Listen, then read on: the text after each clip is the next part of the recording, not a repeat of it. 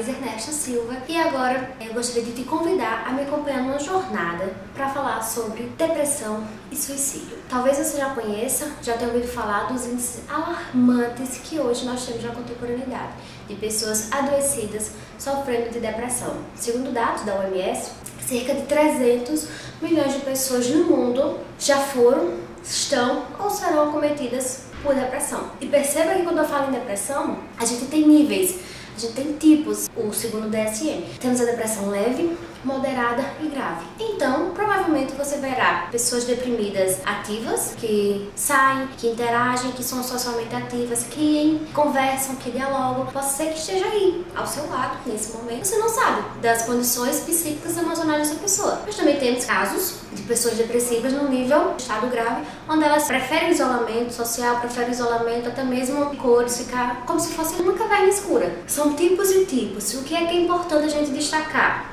Que quando a gente fala em depressão, a gente tem que ver por trás uma pessoa, alguém que tem um sofrimento, como muitos dizem, na alma. Agora imagina você, quando dói a alma, lá dentro, tão profundamente que você às vezes não consegue verbalizar. Como é que você vai entender isso e vai fazer com que as pessoas entendam? Se às vezes você nem consegue assimilar e compreender o que é que você está vivendo, por que daquela tristeza inesperada, daquela tristeza excessiva. Você tem um contexto, né, de conquistas, de vitórias, mas mesmo assim tem um quadro, uma angústia depressiva, uma angústia que te mobiliza esses sentimentos negativos. E com relação a essa questão, né, do sucesso e de conquistas, gostaria de trazer agora para vocês dois exemplos. Duas pessoas públicas que assumiram, envolvidas nessa questão do sucesso e do quadro depressivo. O Whindersson Nunes, humorista reconhecido, ele faz humor, contagia plateias, possibilita a risada, possibilita a felicidade de muitos, mas assumiu que já faz algum tempo, já faz anos que ele vive uma angústia que não consegue dominar. E agora ele se afastou um pouco do seu meio profissional e buscou auxílio profissional. E uma outra persona pública que após várias conquistas olímpicas, ele informou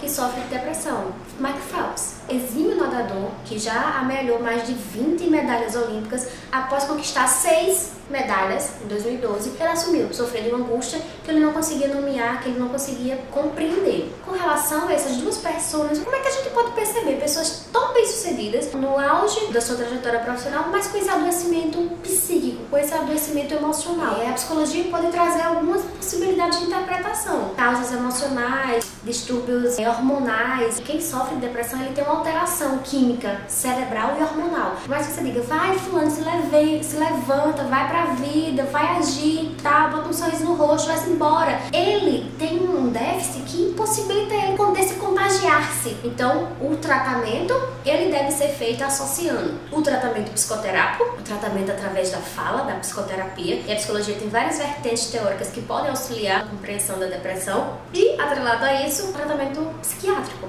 onde o profissional médico, ele vai poder receitar medicamentos visando estabilizar esse déficit hormonal que causam esse estado depressivo. Tem pessoas que podem sofrer de depressão em momentos pontuais, específicos da sua vida. Tem pessoas que podem passar a vida toda dentro de um quadro depressivo. O que é que vai diferenciar? Novamente, as individualidades. Por exemplo, em momentos pontuais, possa ser que uma mulher, durante a gestação e após o parto, ela possa desenvolver uma depressão pós-parto. Diante das características do puerpério, possa ser que apresente esse estado afetivo que vai influenciar na forma como ela vai lidar com aquele novo ser. Tem as pessoas que ficam deprimidas por uma perda, por uma ruptura de vínculo. Tem muitos alunos que estão para concluir o TCC, né? Estão para se graduar. Então perderão aquele vínculo diário com várias pessoas que se tornaram amigos. Então provavelmente possa ser que surja um estado de tristeza pelaquela não vivência tão intensa. Mas isso é normal. É normal você se sentir entristecido quando você perde, deixa de ter aquele vínculo, aquele contato. Por exemplo, relacionamento amoroso. Às vezes o término do relacionamento amoroso pode desencadear esse estado afetivo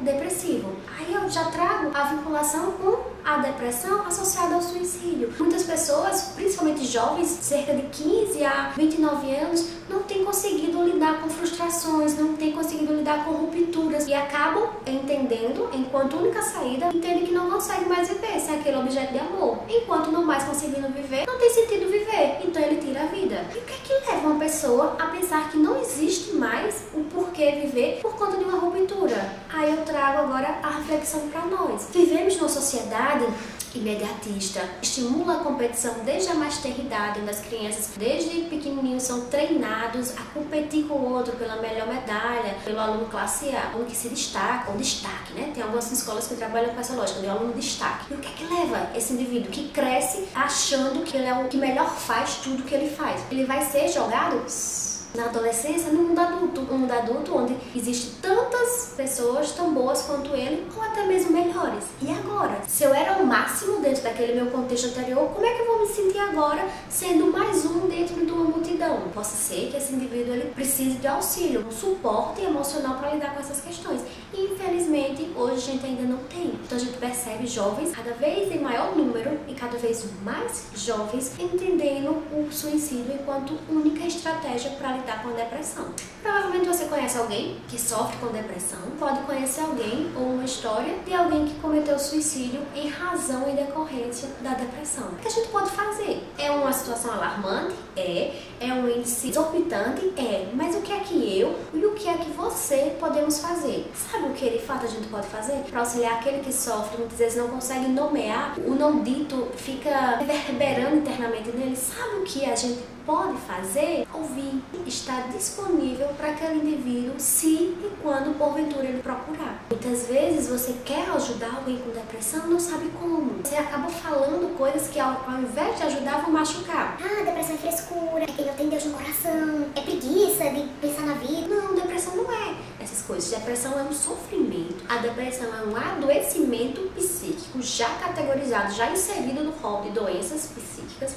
E que quanto doença, tal qual as sequelas físicas que muita gente vê, a gente não consegue ver aquilo que é da alma. Quem sofre com depressão categoriza, diz que é uma dor na alma. E aí? Você não alisa, você não aperta tal qual a cicatriz, mas dói. E as palavras ditas de forma inadequada, elas podem possibilitar esse maior adoecimento. Então seja você uma fonte promotora de escuta empática, se coloque no lugar desse outro, não minimize o que ele sofre, o que ele sente. Ah, fulano faz tempestade no copo d'água. Não é. Para ele, aquele algo que ele está verbalizando tem um impacto que é diferente de para você. São as nossas singularidades. Respeite, escute e acolha esse outro. Você não precisa ser psicólogo para ser um bom amigo, mas enquanto bom amigo, seria uma conduta apropriada sua se você indicasse esse amigo para procurar um auxílio profissional, procurar um psicólogo. Conheço excelentes profissionais que possam indicar, mas também posso dar minha contribuição enquanto indivíduo, que é o que eu proponho aqui. Você tem necessidade de falar, se você tem necessidade de colocar para fora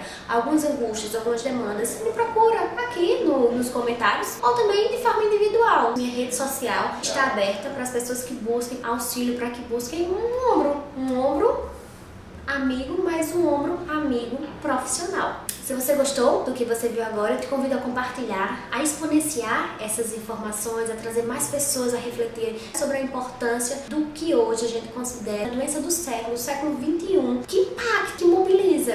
Então, estou usando esse canal, esse espaço aqui, para que você tenha algumas reflexões sobre isso. Por hoje, eu conto com o seu auxílio nessa multiplicação de informações, nessa multiplicação de cadeia, nessa rede. Vamos formar uma rede de auxílio? Pega na mão, auxilia de fato essa pessoa que te procura, ou essa pessoa que você imagina que tem, mas ela ainda não conhece, não verbaliza, ou ela não transparece isso, ela tem vergonha. Esteja aberto, esteja disponível e respeite. Respeite o tempo, respeite o outro e respeite também o seu silêncio. Silêncio é algo que muitas vezes diz tanto ou mais do que uma infinidade de palavras. Então, se você gostou, te convido agora a se inscrever aqui no canal. Se inscreve, dá um like, compartilha. E para você que está aí, que me escuta, que me segue e que me compartilha com os coleguinhas, é para você que eu estou aqui. Estou hoje aqui melhorando o que eu tenho a propor para vocês. Foi um prazer, fique em paz e já sabe, precisando é só procurar Mona Lisa Ernesto Silva. Fica com Deus, sayonara, namastê.